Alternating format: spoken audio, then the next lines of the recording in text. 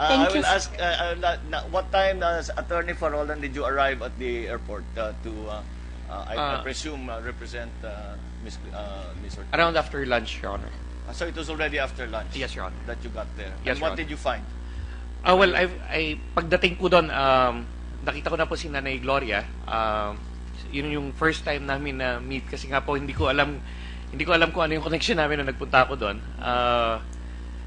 Kasama na po niya si Maricon. Ang una po naming hinanap yung investigador. Pinakilala po na investigador was a female police officer. So what is her name?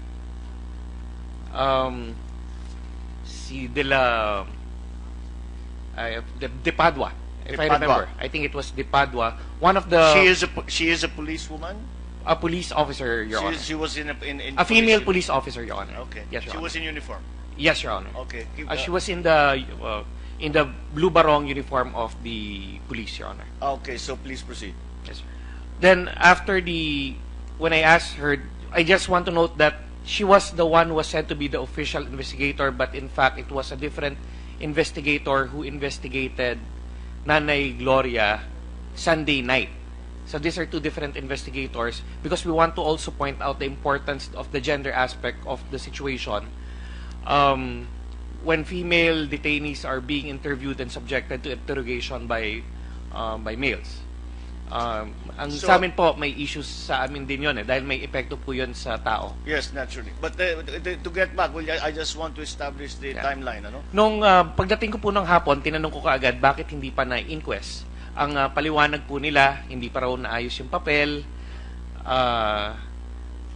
kinukumpleto pa raw po nila, at inaantay pa na raw nila yung mga tao. So wala pa yung anong sumunod na nangyari? But nung nagantay pa po ako doon, nung nagantay po ako ay nung napansin ko na parang hindi gumagalaw. Nagtanong ulit ako, ba't hindi pa nag-inquest? Dapat kagabi pa nga to na-inquest na. So I became a bit insistent on the inquest.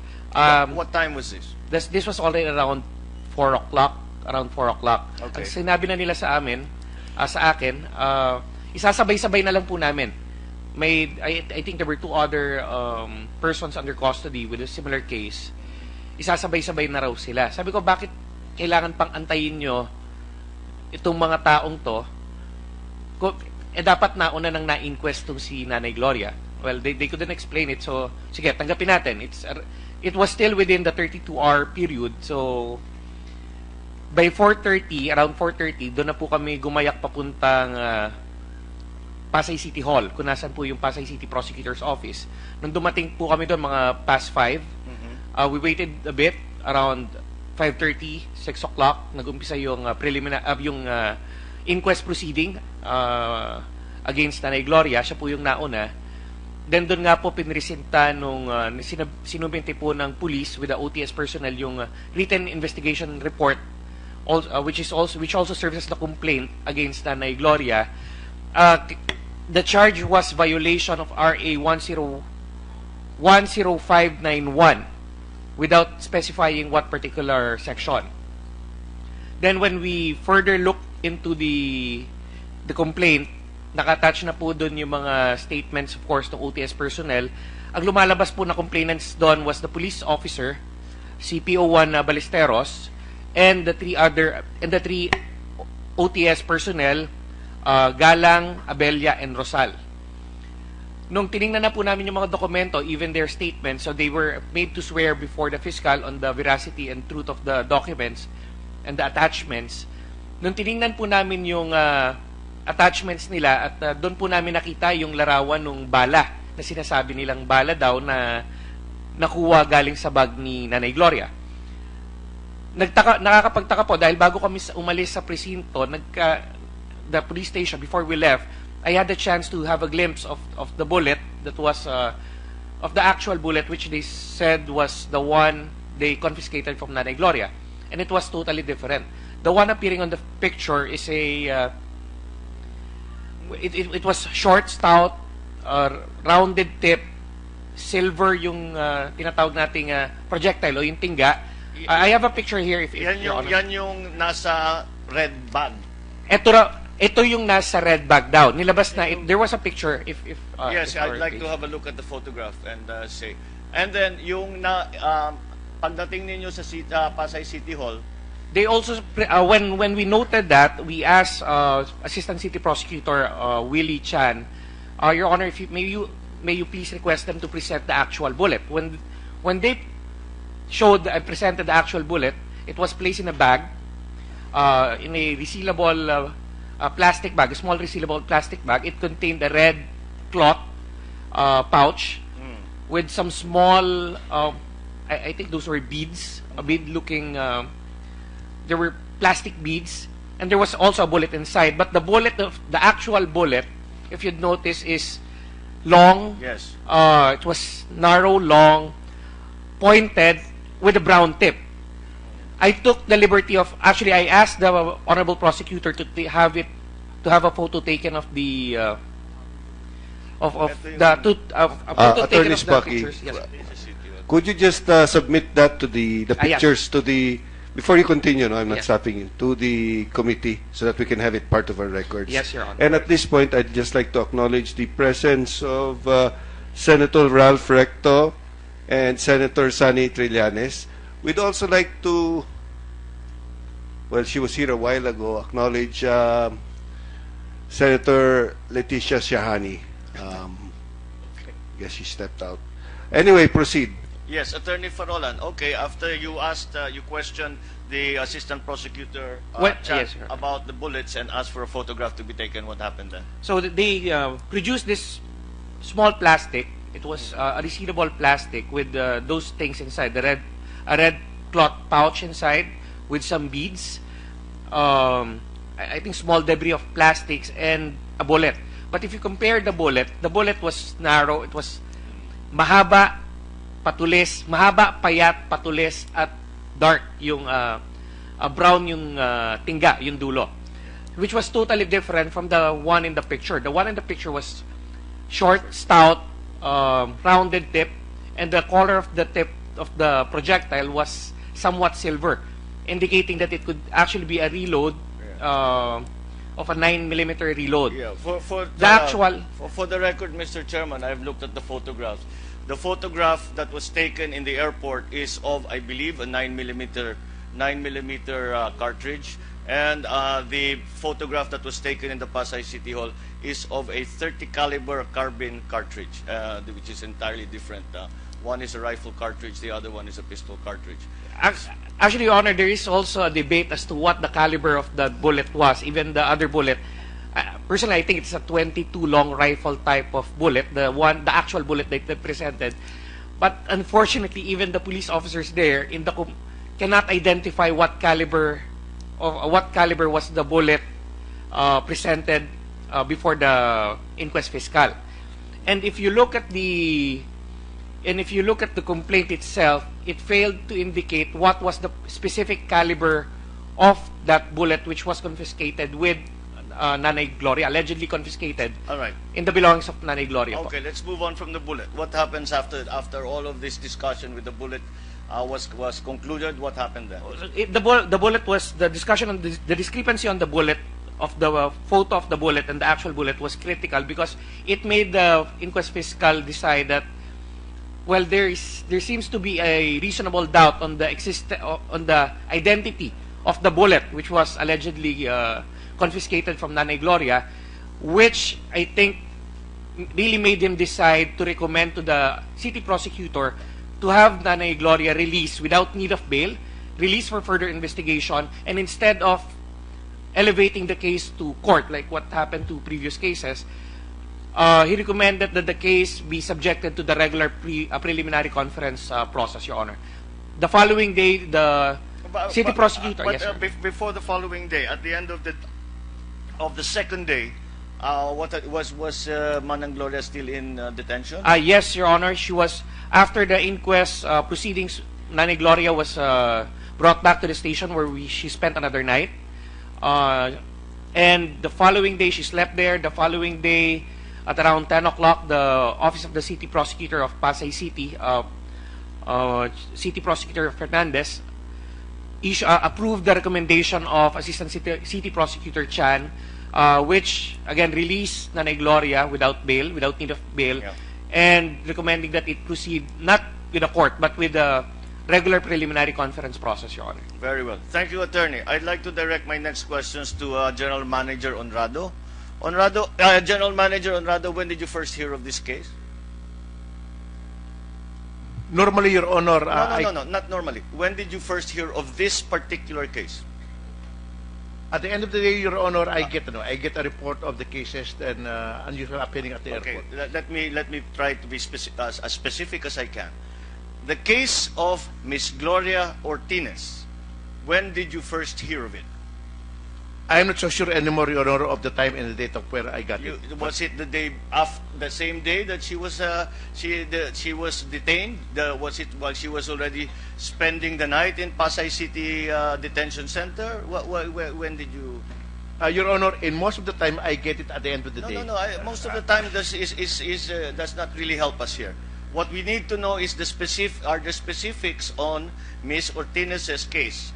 You do not remember when you first heard about it. Yes, Your Honor. I don't remember. So the reporting for this kind of thing is not so formal. But you wait a day, another 3 days, ganun ba? Nung sinabi sa iyo, nakakulong pa rin ba si Manang Gloria o nakawala na? What I understand, Your Honor, is that Nakalaya yung na. report sa akin ng PNP, sir, is she was inquested. She was inquested. Yes, sir. That's what I Inquested. remember. Tapos na yung inquest. Yes, Your Honor. So, nakalaya na siya.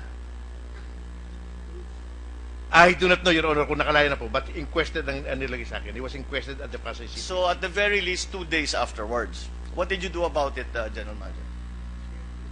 Your Honor, I'm not in the loop on the filing of the cases. No. I'm talking about the conduct. What did you do to look into the case? You did not look into the case? No, Your Honor, I did not. Frankly, I did not, because I'm not in the loop on the filing of the cases.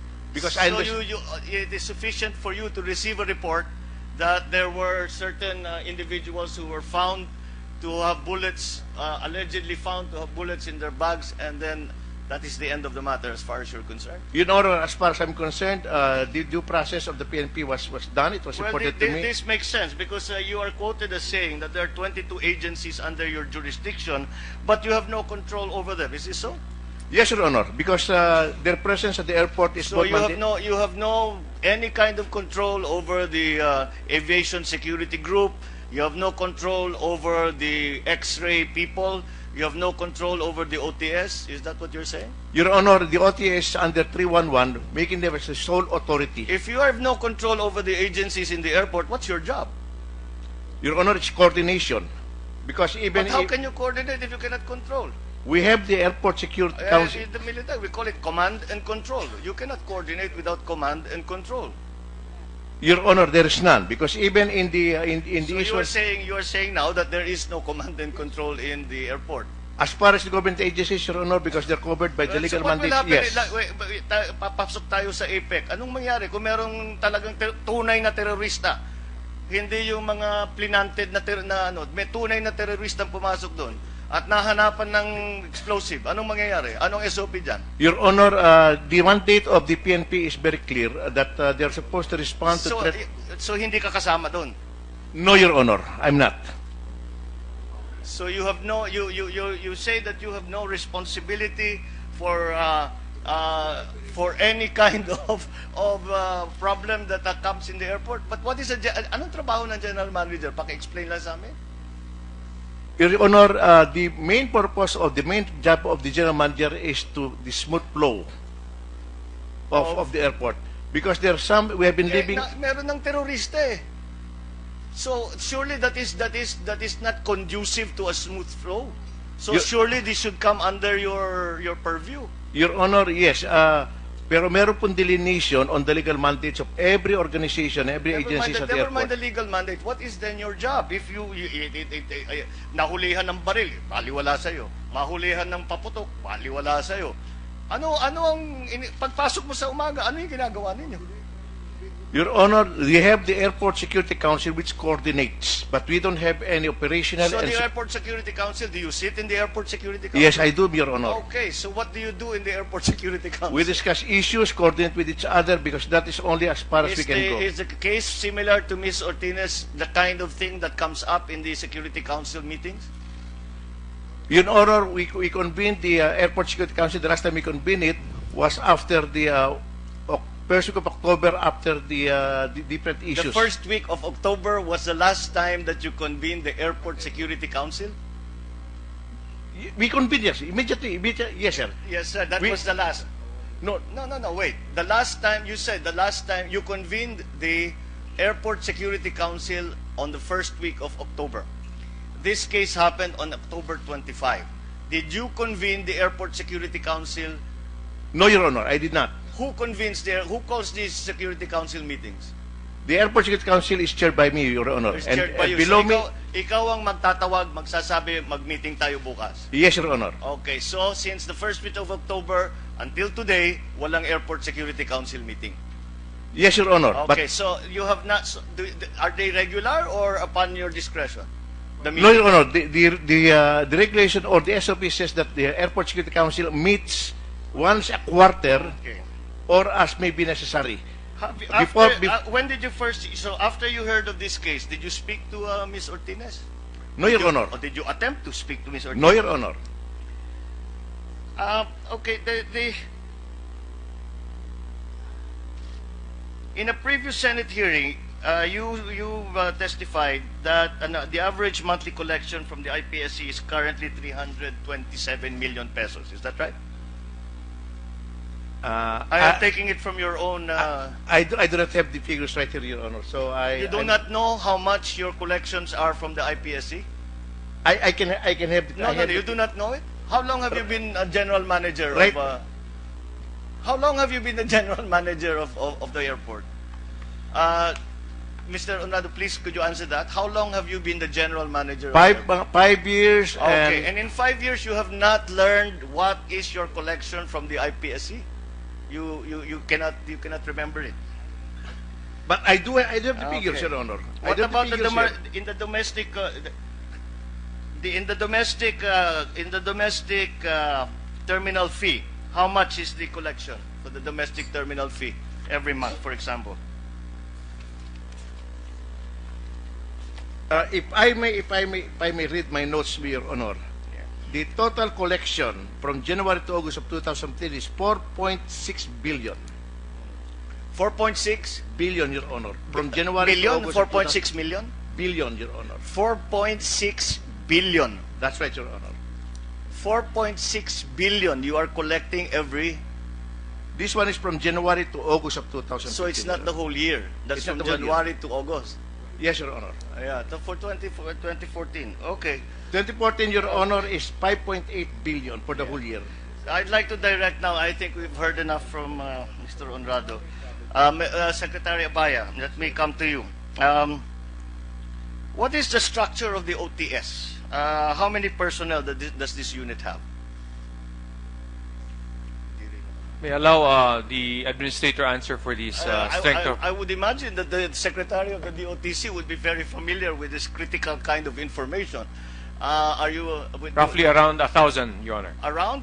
What is the exact number? Could we have that, please?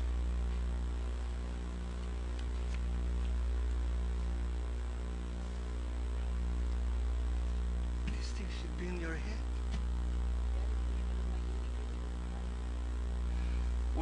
We are a little bit surprised that these are the kind of figures that as an administrator you should have in your head. This is a sort of statistic that you should be looking at every single day of your working day. In any case, what is the status of these personnel in the OTS? Are they organic? Are they with plantilla items? Are they contractual? What exactly is their status?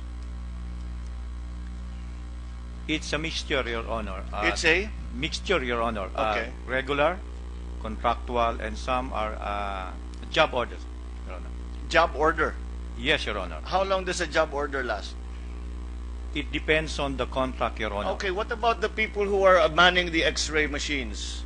What are they, contractual, or They are they have re- plantilla positions? They have a plantilla position, the They- others are contractual, Your Honor. Both.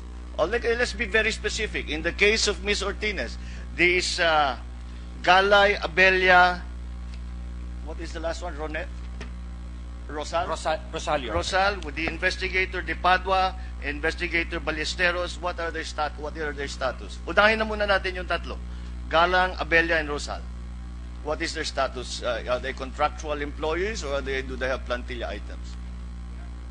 They have plantilla items. They have Your Honor. plantilla items. What is the training that you give them? Basic aviation security training, Your Honor, What at the minimum. How long does that training take? To include the on-the-job training, Your Honor, No, about no, no. Just the briefing or the classroom part the of it. classroom instruction, Your Honor, is 15 days 15 days. Yes, Your Honor. Where do you conduct this training? in our facility, Your Honor. Saan? Dun sa airport? Sometimes, sir, depende kasi, sir, sa, sir, sa venue, if it can be accommodated in our own main office, dun po yun. Sometimes in the airport din po, if the facility will not be able to accommodate all the So screeners. is there a manual of operations for the OTS when it comes to cases like this or similar cases? Yes, Your Honor, there is. Standard operating Mr. procedure. Chair, could I request that we have a copy of that manual? Yes, Your Honor. Okay. So ordered. Please submit. Let me just, I am being, just to be very clear, how many CCTV cameras do we have in the Nayena Terminal 2?